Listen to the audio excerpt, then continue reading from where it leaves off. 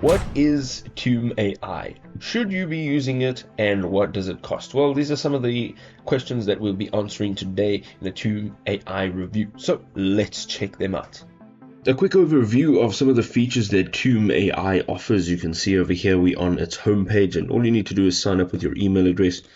And over here, what we can do is add text, we can add an image, we can draw, we can even add a table or a chart. And then there's some more tiles that you can add.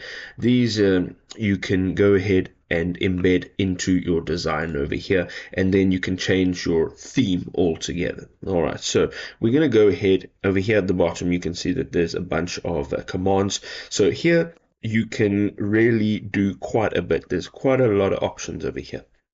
So let's go ahead and add some text. Let's go ahead. We're going to add this text over here. Let's make it centered, and we're going to change the background. Now it says background image at the bottom here. Let's upload an image, and this is what it looks like. So this over here, we're going to just delete. We're going to remove that. And here we can now see we're starting our presentation. So if you click on an element, let's say this text, these three dots come up. You're going to click on this.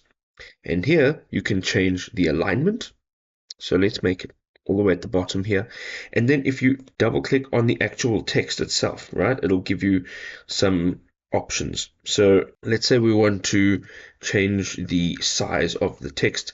Let's say we want to put it in bullet form or number it. Let's say we want to make it bold, and use some additional AI tools such as image generation, design generation, and you can remove branding. So there's quite a few tools over here. But what you can now do is add another slide. If you go over here to the left-hand side, or you just click over here on the right-hand side to any one of these elements. Let's say you want to add a chart. Let's say we want to add this chart over here, and here you can customize this chart altogether. So from line to series, there's a title, and then the appearance, you can change that as well. So all of this over here will be compiled into one slide that you can do a number of things with.